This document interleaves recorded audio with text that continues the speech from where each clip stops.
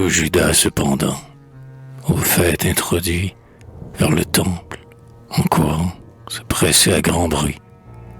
Les vieillards, les enfants, les femmes affligées, dans les longs repentirs et les larmes plongées, et celle que frappait un mal secret et lent, et l'aveugle au long cri, et le boiteux tremblant, et le lépreux impur, le dégoût de la terre, tous, de leurs mots guéris racontant les mystères, aux pieds de leur sauveur l'adoraient prosternés.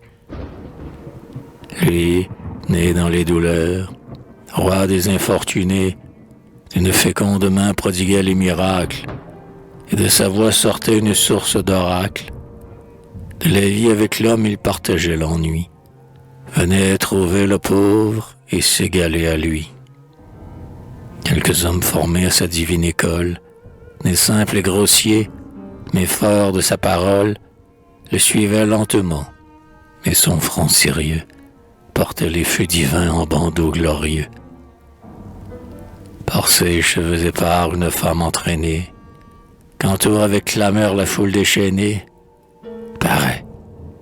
Ses yeux brûlants au ciel sont dirigés. Ses yeux, cœur de l'enfer, ses bras nus sont chargés.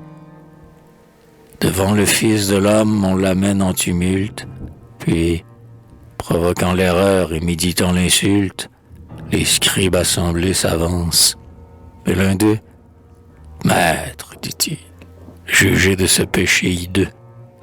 Cette femme adultère est coupable et surprise.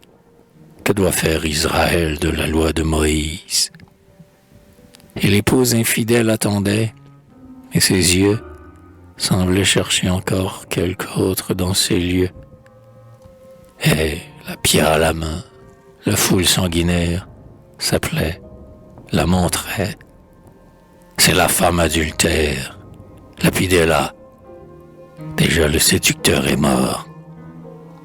Mais la femme pleura. Mais le juge d'abord, qu'un homme d'entre vous, dit-il, jette une pierre, s'il se croit sans péché, qu'il jette la première. Il dit, et s'écartant d'immobiles hébreux, apaisé par ces mots et déjà moins nombreux, son doigt mystérieux, sur l'arène légère, écrivait une langue aux hommes étrangères, un caractère saint dans le ciel retracé. Quand il se releva, tous étaient dispersés.